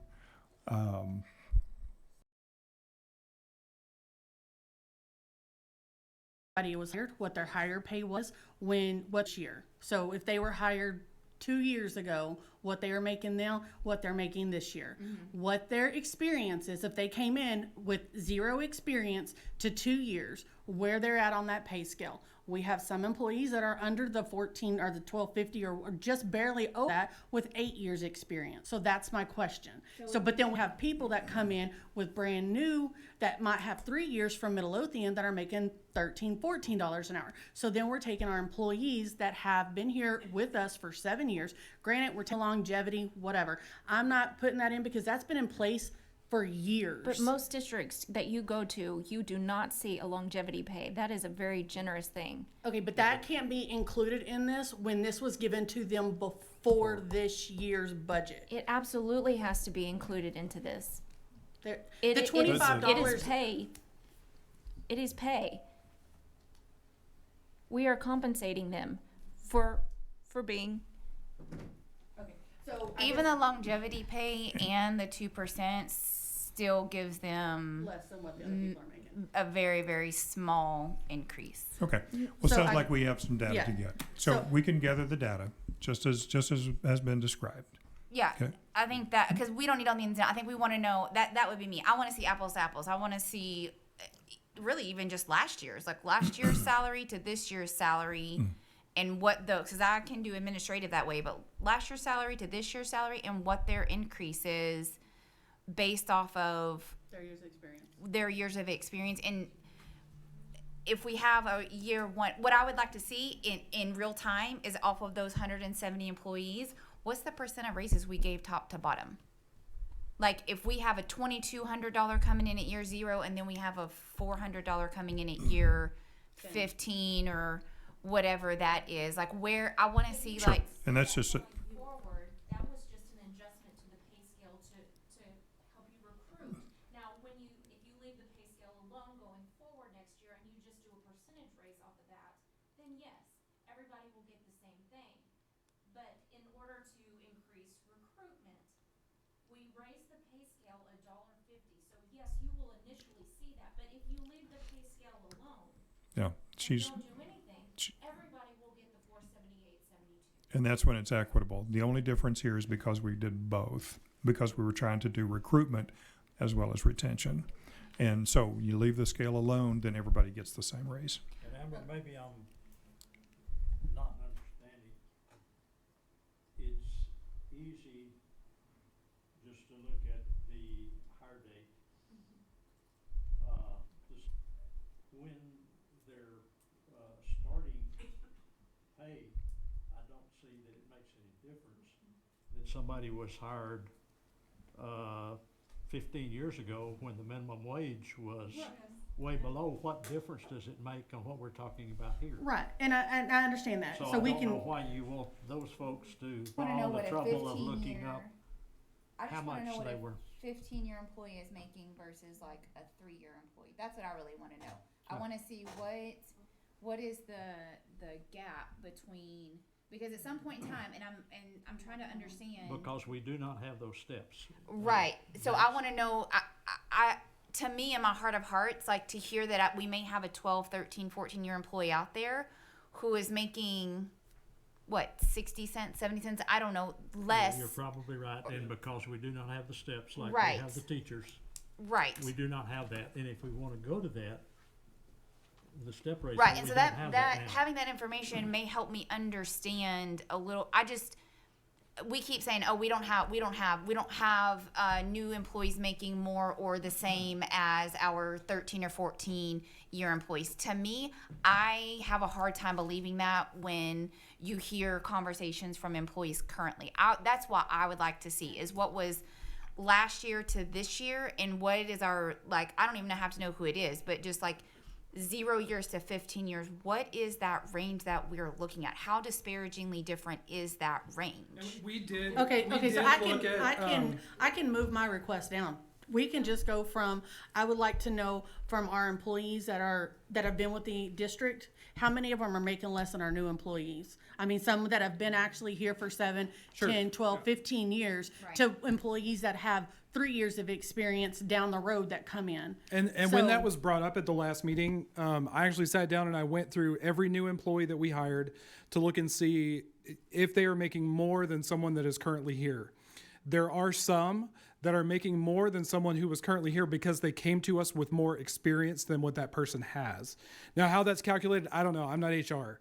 But when I sat down with my calculator and started to look, there are, I think it was two employees that have a higher hourly rate or daily rate than employees that are working in the exact same position in the exact same room because they came to us or they were calculated with more experience. How that's calculated, that's an HR function. That's not a business function.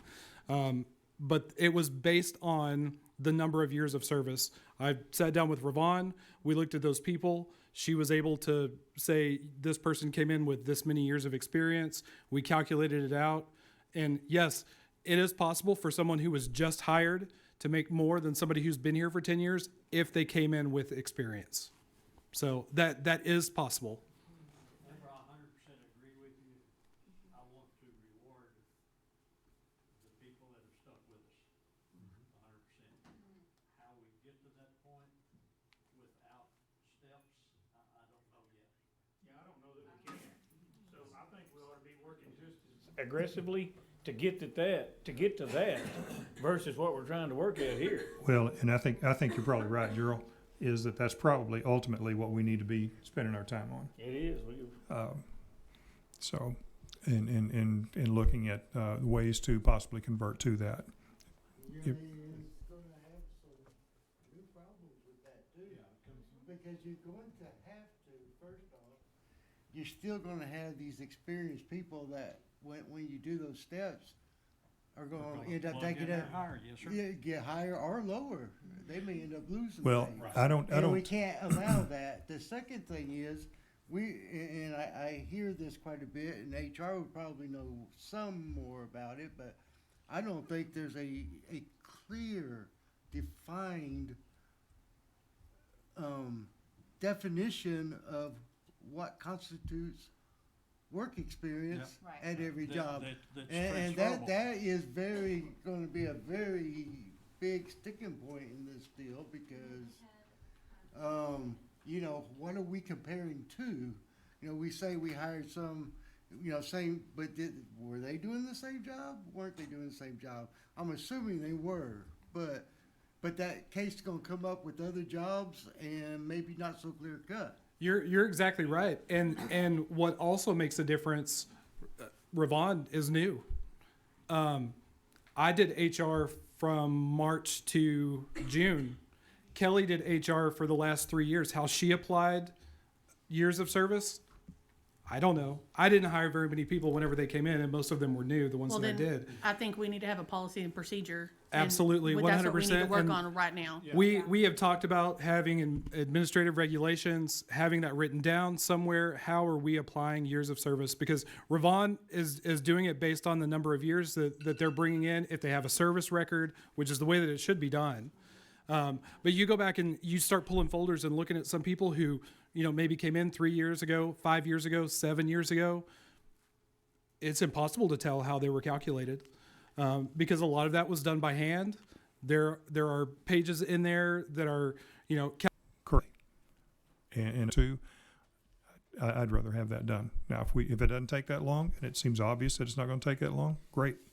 I don't have any problem calling a meeting. I think y'all know that. So.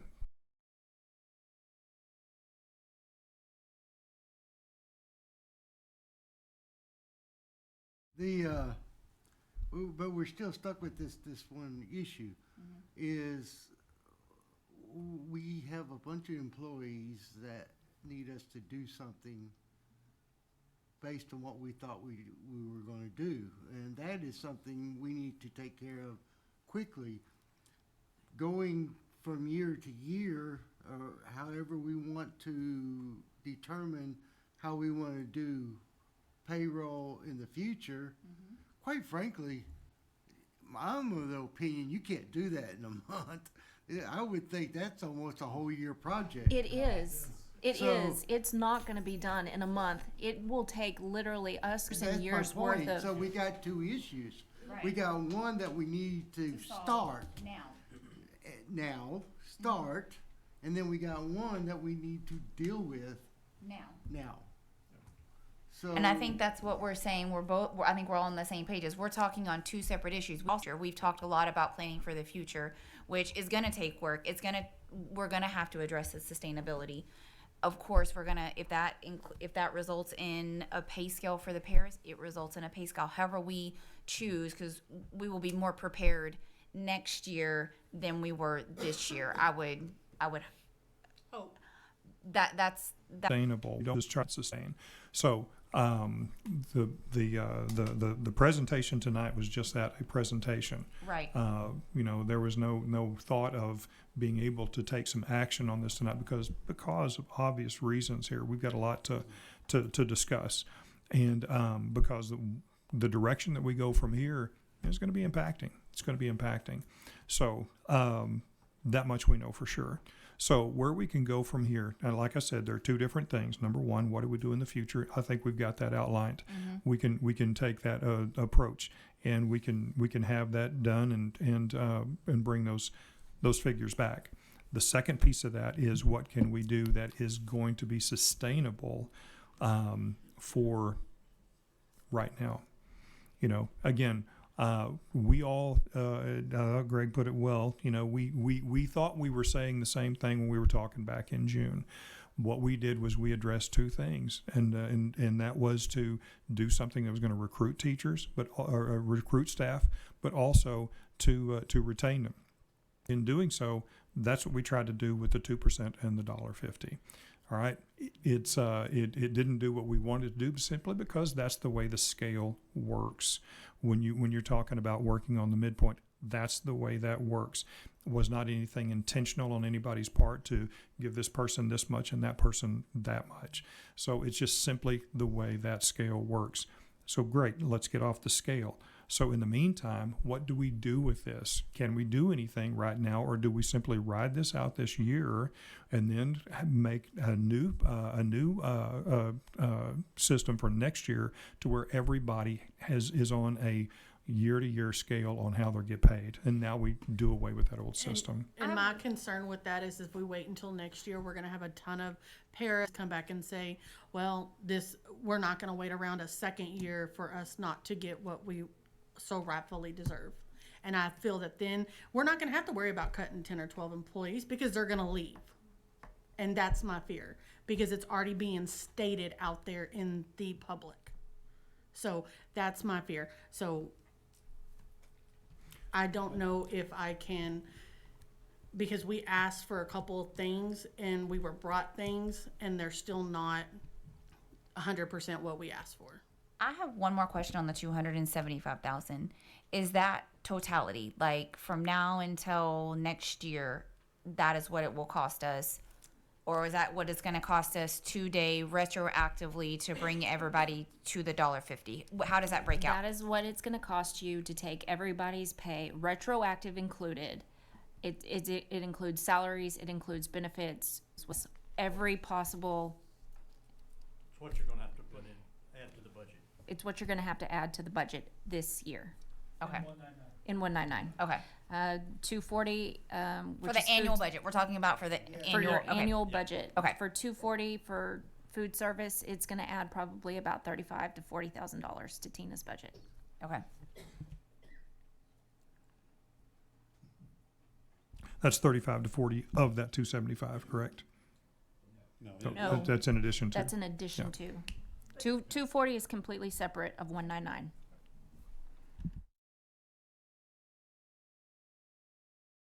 When I asked what the 275 was, you said it was everybody that you touched, the 170 employees. So now you're saying the 240 would need an additional 35 to 40 on top of the 275 in one. Yes. 240 Okay, that's not what you said an hour ago. 275 is 199 only. And then the we touched 170 employees. That includes auxiliary. That is your cafeteria staff. That is your maintenance. Everybody on the auxiliary pay scale. The 240 piece of it would be $35,000 to $40,000.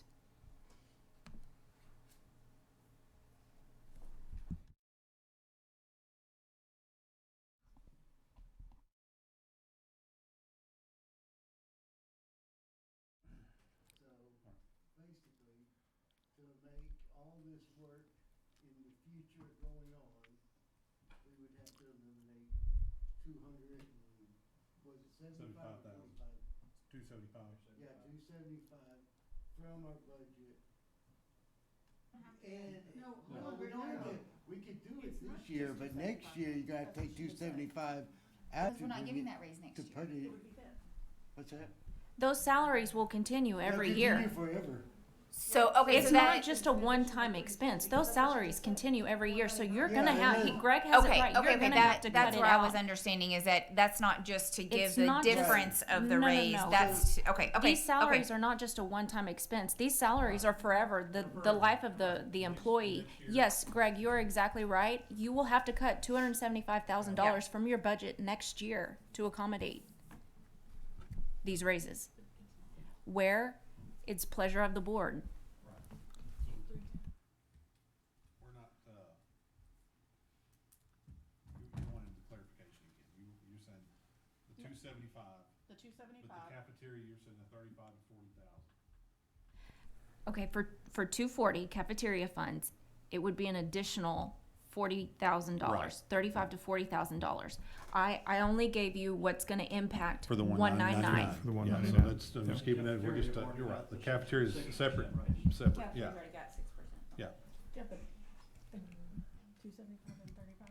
You know, so we're only talking about the 199 increase fund balance, so to cover that. But when you do that, you have auxiliary staff that we went back and gave them that $1.50 because they are hourly employees. This will not just affect 199 budget. That's what I'm trying to say. It will be 240 budget. It will be some of Hollis's federals that he will have to go and amend. It's not just obviously I gave you 199 because that's local and that's where that's what's gonna hit home. But other grants will have to be amended too. We will have to take this back to Tina. She will absolutely have to amend her budget for $35,000, $40,000. That's gonna be a hit. Okay, But her so- auxiliary staff punch a clock, and so we gave them $1.50 as requested. So we're, right, okay, so we're, and that was what we were saying, that the total budget, and regardless, it's 275, even though you're gonna have to amend Tina's budget and some of the federal, it's still 275, correct? That's what we're hitting, that's what. Yeah, and on the federal side, we're talking, we expend funds for sped paras, ESL, those sort of things that are in the application that we expend every year to try to alleviate some of the pressure from our local funds. I think Megan? to avoid confusion, and it's what Chad is trying to say, I'll put this as simply as possible.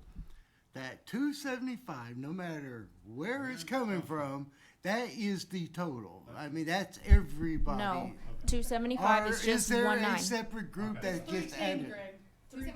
275 is just 199. Okay. So- And 35,000 for 240. Okay, so now we're at 310. Three- 310, total impact. Yeah. is That what now we're- we're at 310, and it's just that simple, no Yeah. matter where it's coming from. And whatever we have, I really, Hollis's grants are, I would probably say maybe $5,000 to $10,000, if that. So, but it still has to be amended, it still has to go through a process, it still has to be approved. If you are going to increase salaries, that will have to be an amendment on Hollis's part. Maybe 320. You know, So you just keep growing. So right now, so let's, Till just, tomorrow. if we can get if that's, refine that number, 310 or 320, exactly what that impact may be. That's, I think that's what we're most curious about, is it number 310, 320, 315? That's what we need to know. Basically, Your you can- total, your basically budget you is say it's 199 3 that you buses a really year. have to be concerned about. right, and that's why Megan brought up the 275 because because the 199 budget is what we're referencing. But yeah, there are others involved, of course. That's why when we originally did this back in June, that's why we broke it out, and with each one, you saw a total and what the difference was, and it showed, like for instance, we would have $9,000 increased in this particular one, or whatever it was, and that did not reflect what we're talking about tonight. That reflected originally what we had presented, and so that's where you see those numbers, and it wasn't another $275,000. That's whatever you want to do. So it's, if it's something, there's a, like I said, that can be done in a board meeting. We usually don't We're have them not- lined up out the door to speak, you know what I'm saying? So No, that's true, and that's a blessing. I mean, and so, but, again, tonight is a discussion point, and then next meeting we have, we'll vote on this. But that's what was the suggestion was either, was to move it to 5, or, again, to be able to exercise discretion on that. I think to be in favor of going ahead and going 5 minutes. I don't think that's unreasonable at all. I don't either. Okay, I'm gonna go to, item number 13, consider approval of resolution concerning hazardous traffic conditions.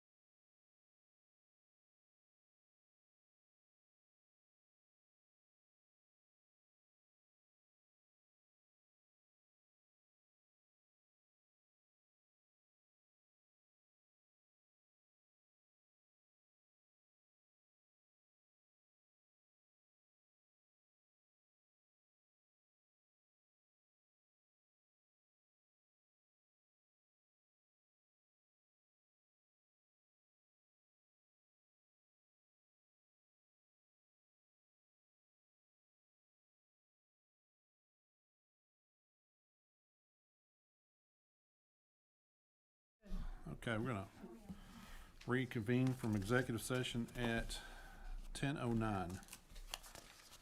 10:09. Okay. So we go to, item number, 20. Consider approval of, matters related to personnel. I'll make a motion to approve the matters of personnel. Okay, got a motion by Amber, I'll second it. second by Kirby. All in favor? Motion carries. Okay, number 21, reports. As far as our enrollment and our attendance, we're at 2,316. We have 95% attendance, which that's up. Still not where we'd like it to be, but that's up from where we'd been. What is the goal for attendance? Oh, man. 95 is not, what is the? I'd love for that to be about 97, 98. Yeah. Yes, ma'am.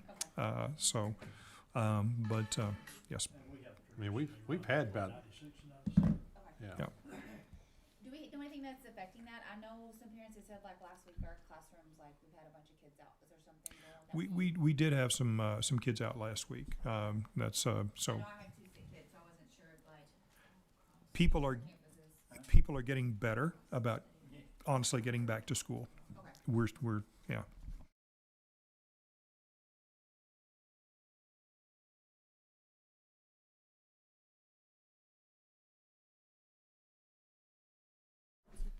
Assistant Soup, you have anything?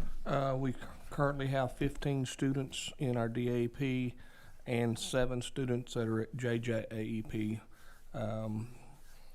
Full moon in October. What's JJAEP? That's juvenile justice. That's at Cleburne. Is that like a step beyond the AEP? Like Yes. If you commit a felony offense on school property, it's a JJ. And that's a high number. How many do we have? 7. And there's not so bad anybody. Well, and that's the thing is, they are in a new facility with more capacity, so having the ability to send those kids has been pretty easy this year. Yep. Yep. I mean, full moon in October. Are the parents transporting or are we transporting? No, we don't transport. I didn't think so. So it's up to the parents to transport. Yes. Yes. How long is that? Like how long do they need to stay? Typical placement's 45 days. And we have to have, because of the offense, we have an expulsion hearing, which they are expelled, then they enroll in JJ, and then they come right back to us.